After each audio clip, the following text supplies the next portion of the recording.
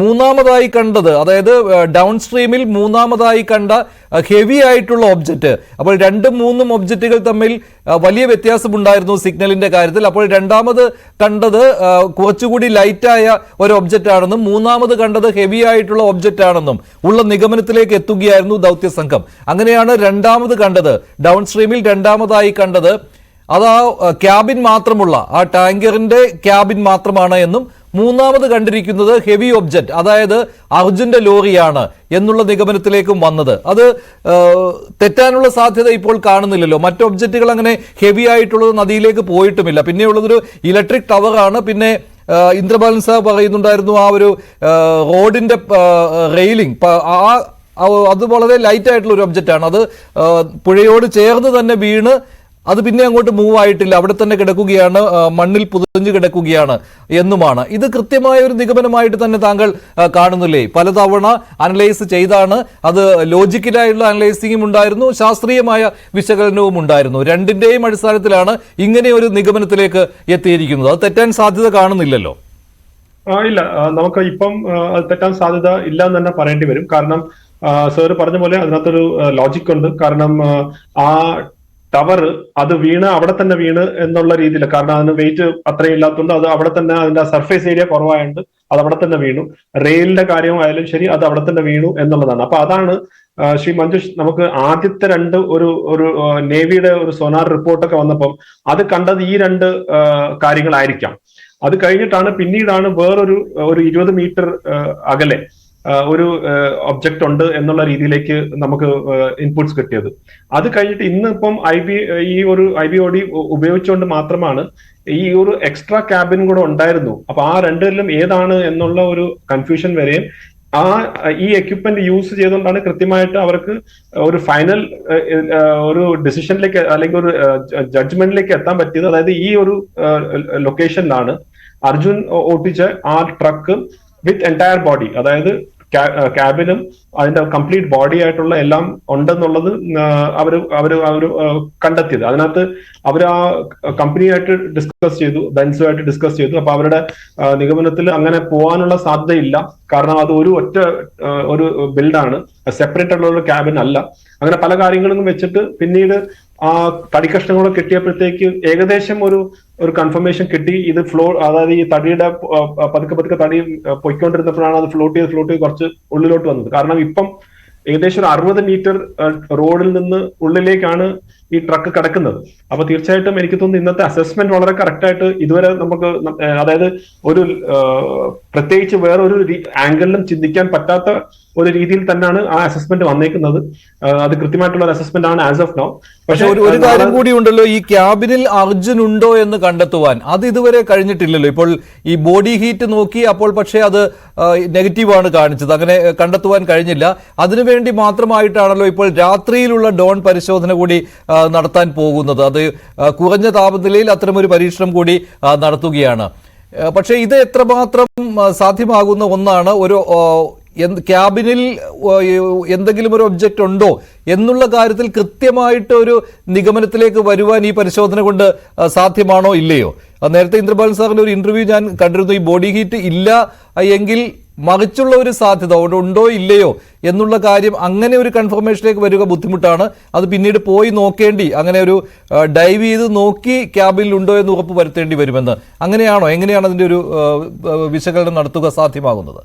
അതെ, ഞാൻ അങ്ങനെ തന്നെയാണ് മനസ്സിലാക്കിയത്. അതായത് ഇതൊരു ബോഡി ഈ ഒരു ക്യാബിന്റെ അകത്താണെങ്കിൽ അത് കുറച്ച് ഡിഫിക്കൽട്ട് ആണ് അതിന്റെ തെർമൽ ഇമേജ് വെച്ച് കണ്ടുപിടിക്കാൻ. കാരണം ആ വണ്ടിയുടെ തന്നെ പല ടെമ്പറേച്ചർ വേരിയേഷൻസ് ഒക്കെ കാണും.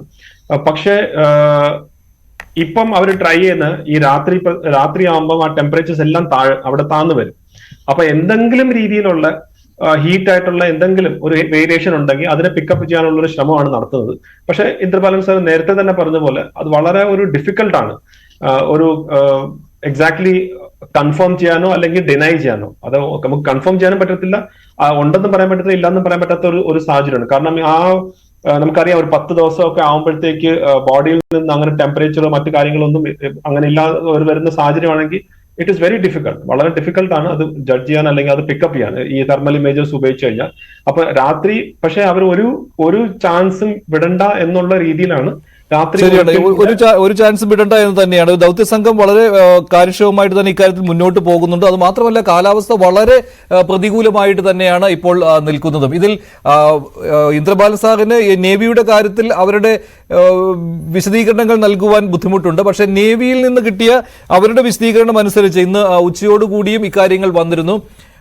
ഒഴുക്ക് വളരെ ശക്തമായിട്ട് തന്നെ തുടരുകയാണ്. ഒരു 2 to 3 knots അതുവരെയെങ്കിലും ഒഴുക്ക് കുറഞ്ഞില്ല എങ്കിൽ മുങ്ങൽ വിദഗ്ധരെ വിടുക എന്നുള്ളത് വളരെ റിസ്കിയാണ്. അത് ചെയ്യാൻ പറ്റില്ല, അത് അപകടകരമാണ്, ജീവന് ഭീഷണിയാണ്. അതുകൊണ്ട് അത് ചെയ്യില്ല.